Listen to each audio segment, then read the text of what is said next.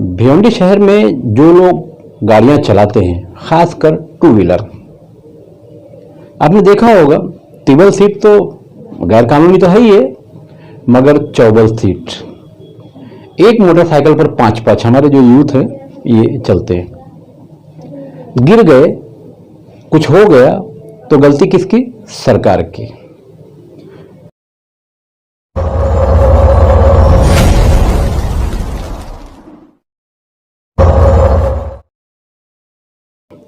नमस्कार, आदाब। आइए बात करते हैं एक ऐसे शहर की जिसे हिंदुस्तान में भिवंडी शहर के नाम से जाना जाता है और फिलहाल पूरी दुनिया में ट्रैफिक जाम की समस्या को लेकर 5वें दर्जे पर माना जा रहा है।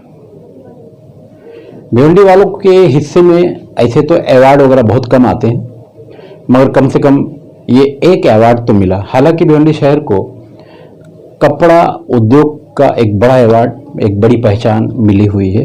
अवार्ड मतलब फ्रेम मिले तभी अवार्ड मिला, ऐसा नहीं।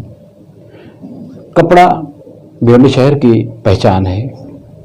यह और बात है कि अब ये पहचान धुंधली होती चली जा रही है।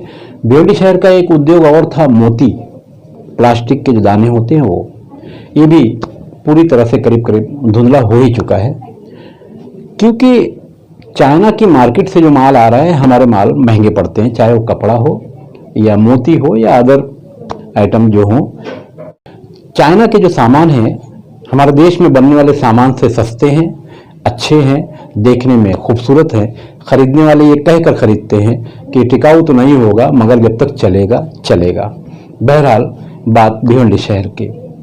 भिवंडी शहर में अगर अंदाजे से बात की जाए तो करीब 12 से 13 लाख लोग रहते हैं।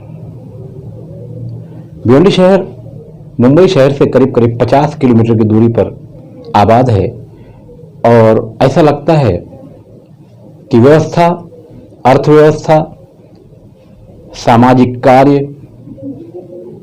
कार्य सम्राटों की एक भीड़, मगर ग्राउंड जीरो पर मामला 0-0।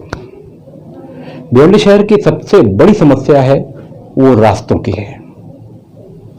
रास्तों में खड्डे हैं, अगर रास्ता है तो वो नीचे ऊपर है, कभी मोटरसाइकिल वाला गिर जाएगा, कभी ऑटो रिक्शा वाले का बैलेंस बिगड़ जाएगा।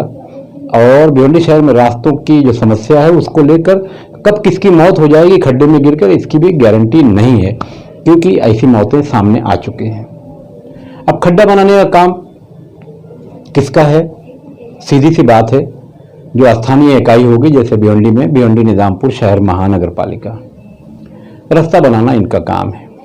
मगर गणपति विसर्जन भी हो गया, जश्न ईद मिलादुन्नबी का मामला भी खत्म हुआ और अब नवरात्रि भी सामने है, मगर अब तक ऐसा कोई मामला नजर नहीं आया जिससे ऐसा समझ में आए भिवंडी शहर के लोगों को कि कम से कम रास्ता नहीं तो खड्डा ही सुधारा जा रहा है।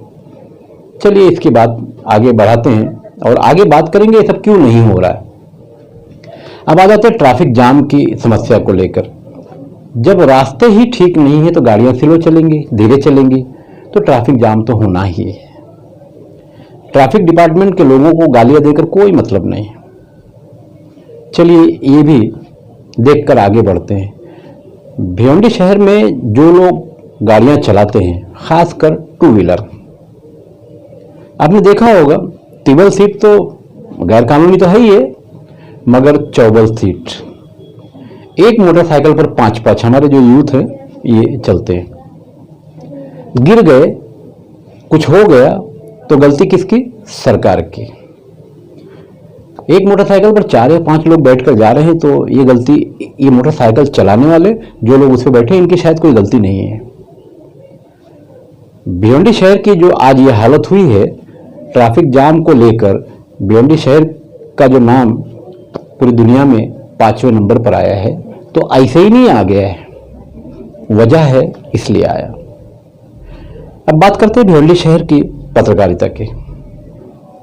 भिवंडी शहर में पत्रकारों की एक अच्छी खासी संख्या मौजूद है और भिवंडी शहर के पत्रकारों का अपना जो काम है वो बराबर करते रहते हैं। भिवंडी शहर में पॉलिटिकल पार्टियां जो हैं करीब करीब सभी पार्टियों के एक नहीं, दो नहीं, तीन तीन, चार चार धड़े मौजूद हैं, मतलब एक ही पार्टी में कई टुकड़े।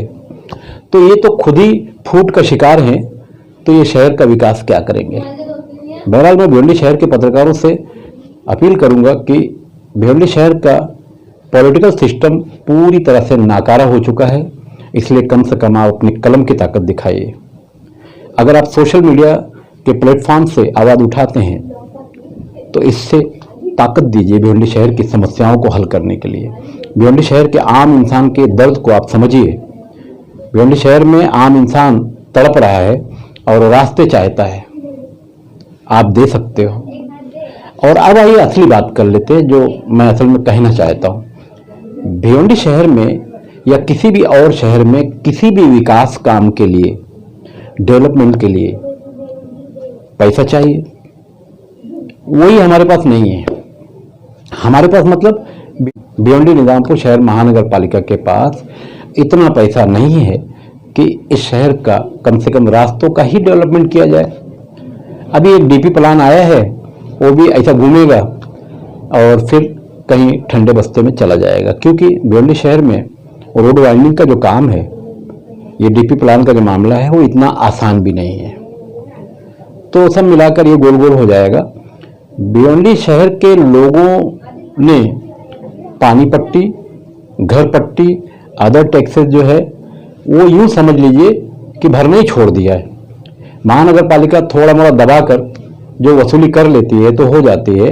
भिवंडी शहर के लोगों पर 700 करोड़ रुपए से अधिक टैक्स बाकी है। ये एक बड़ा सवाल है। भिवंडी निजामपुर शहर महानगर पालिका के पास अपना कोई कारोबार नहीं है, जैसे पहले अप्सरा होता था, एलबीटी वगैरह होती थी, ऐसा कुछ है ही नहीं।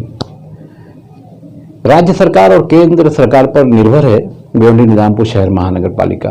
अगर हम सभी एक अभियान चलाकर कम से कम जो टैक्स बाकी है वही भर दें तो महानगर पालिका के खजाने में अच्छा पैसा आ जाएगा और कुछ न कुछ काम भी होगा।